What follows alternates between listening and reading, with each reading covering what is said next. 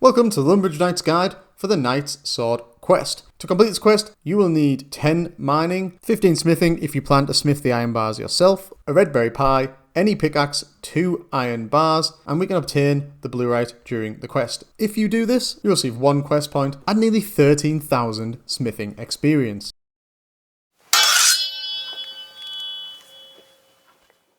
Well met, adventurers. I am the Lumbridge Knight, your guide to all things old school RuneScape. Remember to like and subscribe if you don't want to miss out on any of the hints, tips, tricks and guides that I'll be bringing you on this channel. Blessings of Saradomin be upon you as we venture forth. Here we are in Faldor Castle. This is the start point of the quest. It is in the very centre of Faldor City, and here we are on the quest map. This is the Knight's Sword. You can start the quest by speaking to the Squire in the castle courtyard. That's the Squire there. This is the castle courtyard, as you can now see on the map. And there's Faldor. It is the westernmost point on the free-to-play map, outside of the islands in the south. So, click on the Squire. Here he is. You can tell because he doesn't look like the rest of the knights around. He doesn't have any armour, and he's got this stick. Ask him about a quest, and he's going to tell you that he is the Squire for Sir Vyvin, and he has lost Sir Vyvin's sword. Even though we are level 30 something in smithing, Sir Vyvin's sword cannot be recreated by us normals. It can only be recreated by an Imcando dwarf. The Imcando dwarves are an ancient species in Gelinor, in RuneScape, and they have long since been disbanded by wars, and their kingdom was split up, etc, etc. History lesson of RuneScape. If you are really interested in the backstory, please feel free to research that and take a lot of time reading the narrative. Suffice to say, Imcando dwarves are rare. Once you get through the narrative, the Squire will direct you to Reldor. Now, Reldor, if you've done any clue scrolls, you will have probably met Reldor in Varrock Castle Library. So, we need to head there as soon as possible. If you have a Varrock teleport, do this now to get to Varrock. The cheapest method, the one I'm going to show you now, which doesn't require any magic level, is to use the Chronicle obtained from Diango in Draenor Village. That costs 300 coins. Buy a teleport card for 150, and that teleports you to the Champions Guild, as you can see. Now, from here, we simply need to head north, through Varrock Square, into the castle, and into the library, which is on the ground floor of the castle, towards the north, as you can tell by the many bookshelves and books. There's Reldor, so I'm going to zoom in here, and ask him about Imcando dwarves. Again, he's going to explain a lot of narrative about, they were once a thriving race, and then they're wiped out by these barbarian wars, and their numbers have dwindled even further since, but there are a few still around. Keep clicking through, and he directs you to the last remaining Imcando dwarf in the area. Fortunately for us, these dwarves will do anything for red berry pies. Luckily, we've already got one pre-made and in our inventory. If you haven't, buy one from the Grand Exchange, or make sure your cooking's level 10 and make one. You probably want to make a few spares just in case you burn one, and you do need a red berry pie for another quest. So you can obviously bank that one for later, as, these types of pies are a little bit of a pain to make. Red berries can be found south of Varrock. You can find a free pie dish here in Varrock Palace in the kitchen, I believe. And you can obtain flour and water very easily from using grain and a windmill, like we did with the Cook's Assistant quest at the start of the game. I'll drop up a little link on the screen there if you haven't done this quest. That is a very simple quest and one you should do immediately. Okay, so let's get back to the action. So Reldor will tell you where the final Imcando dwarf in the free-to-play area lives. I'll just show you the location on the map now. And he lives directly south of Port Sarim, pretty much. If you follow the coast down from Port Sarim, that is where the guy lives. Now, to get there quickly, I'm going to use home teleport to Lumbridge. As you can see, it is still the 20th anniversary event at this point. But I'm going to walk west to Port Sarim and then south down. It would have been quicker if I had a Faldor teleport, or if I had an Amulet of Glory, neither of which my character currently has. If you have those items, please use them now and walk from the nearest, quickest, most convenient point. Head through Port Sarim, straight past the pub where you do Pirate's Treasure. Another link will come up on the screen if I've finished that guide. And then we're going to continue through Port Sarim, so keep running down, down, down. If you haven't already, probably should have realised we could have really used some energy potions right now. If you continue heading south, you'll see a prison and a church. Keep going past there. Keep going south, because this is where Thurgo the dwarf lives. Just south west of the dungeon entrance where we're going to get the Bluerite ore from. And now when we reach the coastline, it's not far from Port Sarim at all. You can see this little hut, and inside is Thurgo the dwarf. So let's speak to him now. Ask him if he's an Imcando dwarf and if he will help you. He will, in typical dwarven fashion, be quite rude, but the weakness of all Imcando dwarfs is red berry pies. Since we had one prepared earlier, just offer him the pie straight away. He will then gobble it down, and basically from now on he'll do whatever we ask him to do. Now the first thing I believe he's going to ask for, after you've asked him to make the sword, is does he have a picture of the sword? So we don't have a picture, but the squire back in Faldor may know where one is. So he says, yep, he can make the sword as long as we can provide him with a picture. So we now need to head back to Faldor, which I'm going to do now. Again, I'll speed the video up to ease the transition. So we now need to head back to Faldor, speak to the squire, and see if we can obtain a picture. So I'm just going to run directly north to the southern gate of Faldor and back to the castle. You may have noticed as well, I've got a fair selection of food in my inventory.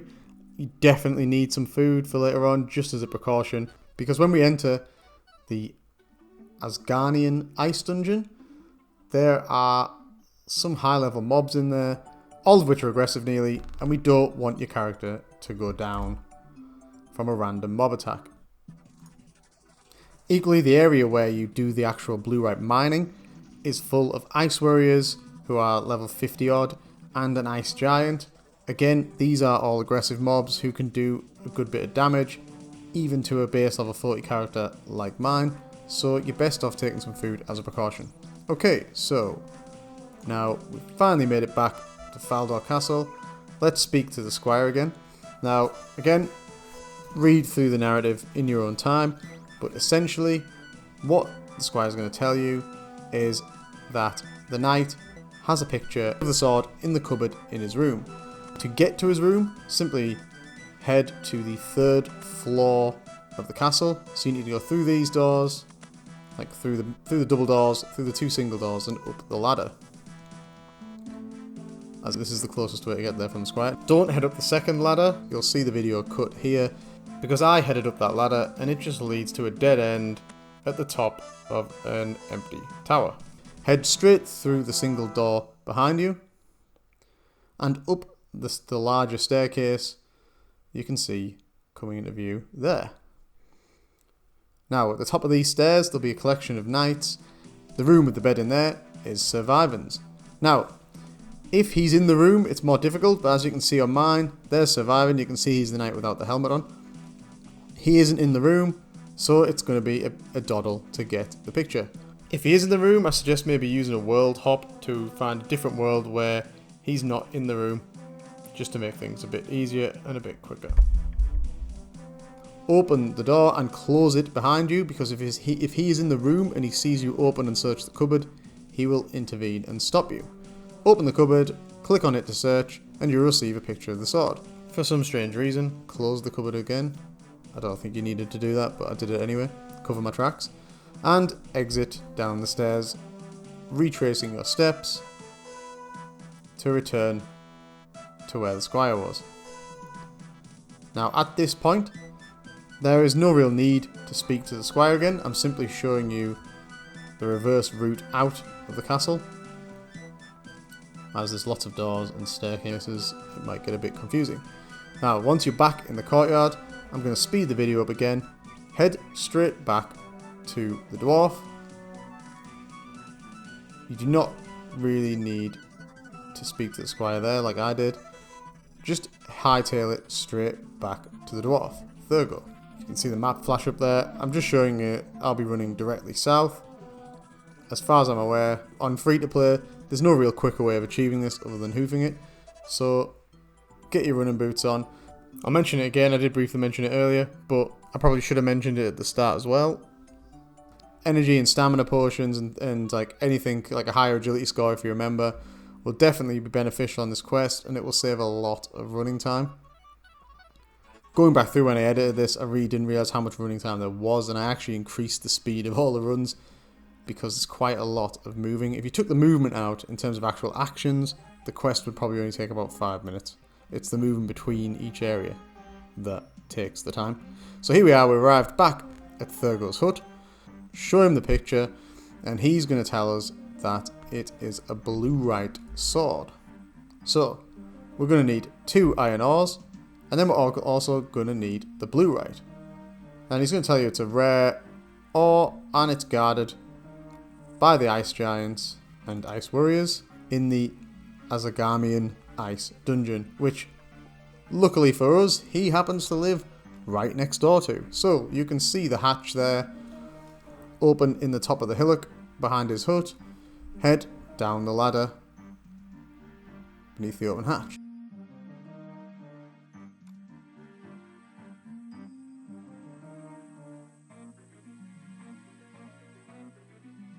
Now, here we are in the dungeon. Because I'm about level 50, I think, at this point, the beggars were not aggressive, but everything else was aggressive. So you've got beggars, pirates, hobgoblins, ice warriors, and an ice giant in the free to play area. There's another members bit that obviously, if you remember, you can get through.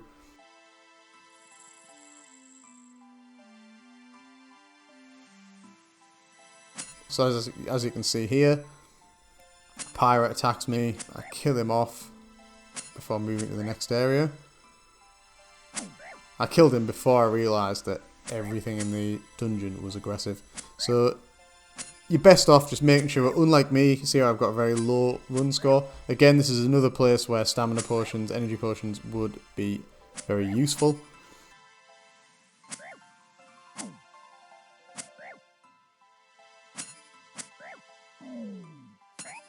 And there we go. Immediately, the nearest hobgoblin started attacking me. Now, what you can do is once you get into the icy part of the dungeon, luckily there's a bit of a buffer zone where the hobgoblins won't follow you. So you see these 2 torches there. The hobgoblins won't really cross that point. So this area that I'm in now is a nice little buffer zone.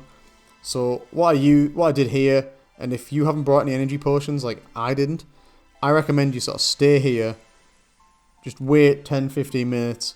Let your run get back up to like at least 50% before you go on to the next bit. So here I am. This little line here where I'm sort of currently stood is a bit of a breathing space, and I'm just pointing out where the blue-right is. Now you want to mine the ore right next to there, which is the members door, because there's a little bit of a safe spot there where the ice warriors won't get you. Remember also, you need a minimum of 10 mining. This can be boosted up to 10, but you're going to need that 10. So I'm going to move into position, ready for my run. Also, as a quick note, the achievement diaries require some blue-right, so I recommend you mine at least 3 or 4 blue-right. This will allow you to get an extra blue-right sword, so if you just want to have one in the bank, which I do for some reason, it's always something I want to do, and you want to do the achievement diary easily, mine at least 3 or 4 blue-right so that you can do that. Okay, I've skipped ahead, so I've got enough run to make it. So in any second now, I'm going to make a dart for the members' entry point. So you can see again, the ice warrior immediately attack me, but they don't come into this area. So get on and mine the blue-right. Here you'll see I attract the aggro of one ice warrior. Luckily I mined it quite quickly, escape to the safe point where he won't follow. You can see he kind of lingers a bit, so I'm waiting for that ore to respawn, but if he wasn't there, I'd be able to mine the other ore as well. So this safety point is critical to just getting the mining done quite easily without actually having to kill any of the ice warriors.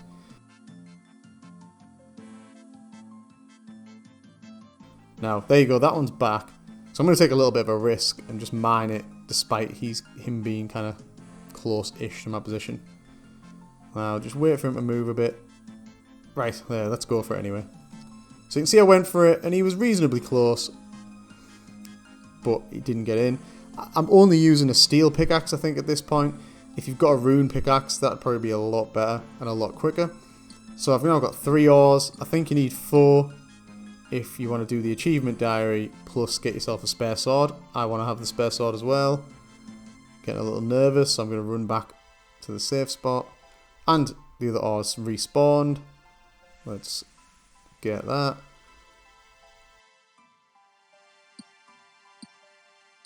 Boom. So there I have the 4 ores that I need. Now let's get the hell out of here. Again, I've run out of run. At this point, it's academic. It doesn't really matter. From this point on, I'm not worried about hobgoblins and pirates hurting me. If you're doing this at a much lower level, obviously you'll need to be a lot more careful. But I'm just going to get the hell out of here. So I'm going to speed the video up. I'm just getting the hell out. Straight out. I mean, I've walked most of it, as you can see. What am I wearing? I'm wearing Addy legs, a rune full helm. You can see my setup is not great, but I'm set up pretty well for melee defense, which is ideal what you need for this dungeon.